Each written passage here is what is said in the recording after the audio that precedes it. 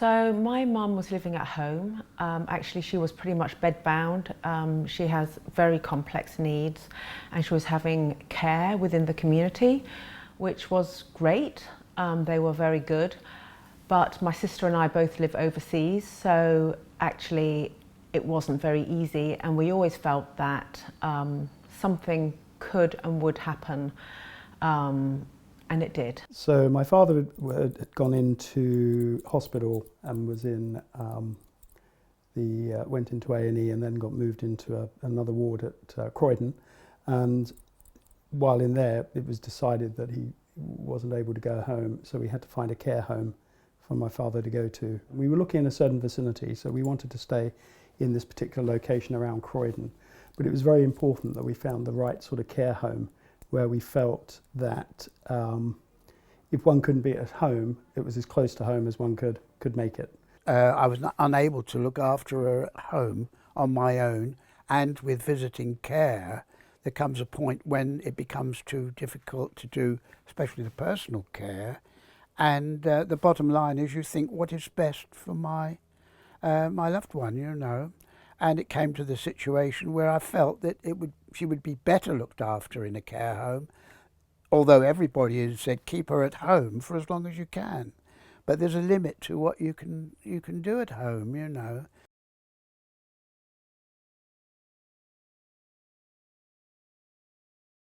When my father was at home, he was pretty much confined to one room and wasn't able to sort of go upstairs and this sort of thing. I think here now, it's the encouragement from the staff, but also the way that the care home's laid out. One can move around the building and participate in some of the activities, and it gets you, so instead of being at home in one room, it gets you around the building more here, so you do interact more with some of the other residents. So the team at the home have actually been quite proactive in trying to get my mum out of bed, because she is more or less bedbound.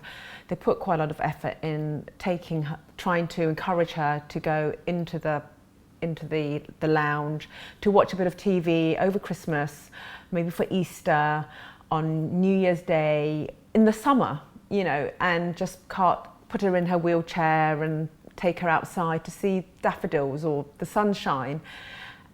And it is tiring for her, but she really enjoys it when she's done it.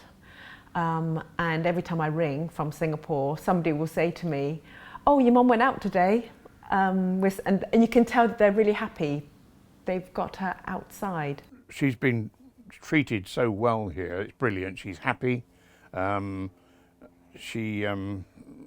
She's put on weight, she's eating much better.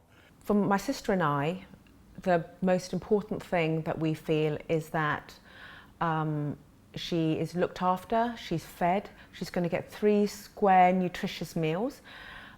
Because she is bedbound, it does mean that her hygiene is a lot better. You know, she has her toothbrush brought to her, she can have her hair washed once, twice, 3 times, 4 times a week, however often she wants it done, and she's cleaned properly, and there isn't a time restraint on that, which is, you know, effectively what happens when you're cared for in the community. Care workers come in, they are on a rota, they have half an hour or maybe an hour, but it may not always be effective. It's not that they don't try, it's just not enough time.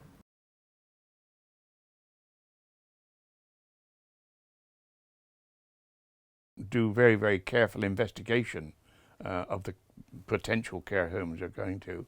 But I think the best way of doing it really is to find a number of people who have relations or dependents here, and talk to them for a long time and question them like you're questioning me, as to why they were there and how happy they are, and only on that basis could you really make a good judgment, because it is a very, very big decision to make, and you are playing with somebody's life. But the care here is absolutely fantastic. I could not ask for it to be better, The staff are lovely. They are all very, very caring people.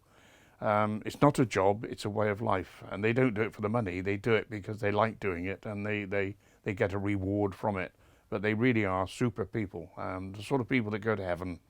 Mainly, again, through personal recommendation of my friend Edward, who I think you'll meet in a minute. He recommended Acacia because, like me, he'd been around and seen a lot of other care homes, and you get an impression of the family atmosphere, I would say, or the friendliness, or the as soon as you walk in the door, you get a feeling, and it works the other way as well. You can walk into a door of another place and say, something wrong here. This is not right for us, you know. If I was giving any advice, I'd say you want to, if you know it's coming, you want to not put off at least having an idea of the care homes you want to look at. So you might want a short list. If you leave it until you absolutely need it, it's almost too late, and then you're just taking what's available.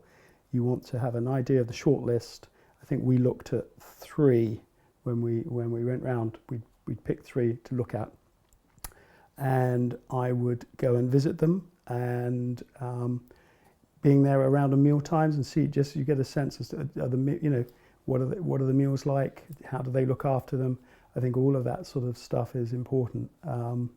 You don't really get to meet the staff beforehand, but I think just taking the time to wander around once or twice is a good thing to do. It's a big move because you're moving from home into a care home, so it's got to be right. And I think you just have to invest a little time to get the right home.